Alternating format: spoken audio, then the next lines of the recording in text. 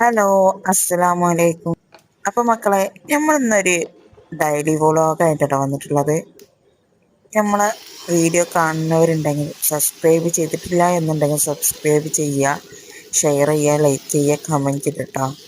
ഓട്സിൻ്റെ ദോശ ഉണ്ടെന്ന് ഞാൻ ഉണ്ടാക്കേണ്ടത്, എനിക്കാണ് ഇത് ഉണ്ടാക്കേണ്ടത്. അപ്പോൾ നമ്മൾ സാധാ അടുപ്പ് നമുക്ക് ദോശക്ക് തന്നെ നമുക്ക് എല്ലാം വെച്ചുകൊണ്ടാ നമുക്ക് ദോശ ഉണ്ടാക്കാനുള്ളത്. ഇവിടെ എല്ലാവർക്കും ദോശയാണ് ഇഷ്ടം.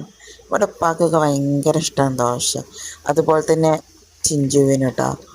അപ്പോൾ അവർക്ക് വേണ്ടി നമ്മൾ ദോശ ഉണ്ടാക്കണ്ടോ. ഇന്ന് നാത്തൂന് മക്കളുണ്ട് കേട്ടോ വീട്ടിൽ. അപ്പോൾ നമുക്ക് തട്ടിക്കൂട്ട് കറികളൊന്നും പറ്റൂലല്ലോ. അപ്പോൾ അവർക്ക് രാവിലത്തെ തന്നെ ദോശയ്ക്ക് നമുക്ക് കടലക്കറി ഉണ്ടാക്കാം കേട്ടോ. ഞാൻ എങ്ങനെ കടലക്കറി ഉണ്ടാക്കണമെന്ന് നോക്കിക്കോളിട്ടാ. എന്തെങ്കിലും വർത്തമാനങ്ങളൊക്കെ പറഞ്ഞ് നിൽക്കണം എന്നൊക്കെ ഉണ്ട്, പക്ഷെ എന്താണ് പറയേണ്ടതെന്ന് എനിക്ക് അങ്ങോട്ട് കിട്ടണില്ല. അതൊക്കെ ശരിയായി വന്നോളൂല്ലേ. കാരണം ഫസ്റ്റായിട്ട് തുടങ്ങുമ്പോൾ നിങ്ങളൊക്കെ സപ്പോർട്ടാണ് നമുക്ക് വേണ്ടിയത്. നമുക്ക് വീഡിയോ എടുത്താനൊന്നും ആളില്ല കേട്ടോ. നമ്മൾ കുപ്പിൻ്റെ മേലൊക്കെ വെച്ചിട്ടുണ്ടാവും ഈ വീഡിയോ ഒക്കെ എടുക്കണത്. അപ്പം എന്തെങ്കിലും തെറ്റും കുറവൊക്കെ ഉണ്ടെങ്കിൽ ക്ഷമിക്കട്ടോ. കല്യാണത്തിന് മുമ്പ് പാചകം പഠിച്ചവരുണ്ടെങ്കിൽ കമൻറ്റ് ഇടണേ. കല്യാണ ശേഷം പാചകം പഠിച്ചവരുണ്ടെങ്കിൽ കമൻറ്റ് ഇടണം കേട്ടോ. ഞാനൊക്കെ എൻ്റെ കല്യാണത്തിന് മുമ്പേ അടുക്കളയ്ക്ക് പോവാന്ന് പറഞ്ഞാൽ കഴിക്കാൻ മാത്രമേ പോവുള്ളൂ കേട്ടോ. എന്താന്ന് വെച്ചാൽ ഞങ്ങളെ വീട്ടിൽ 38 വർഷമായിട്ട് കൂട്ടുകുടുംബത്തിലാണ് നിന്ന് പോന്നിരുന്നത്. ഒരു വീട്ടിൽ 3 ഫാമിലി. ഇന്നത്തെ കാലത്തൊക്കെ അങ്ങനെ ഉണ്ടോ?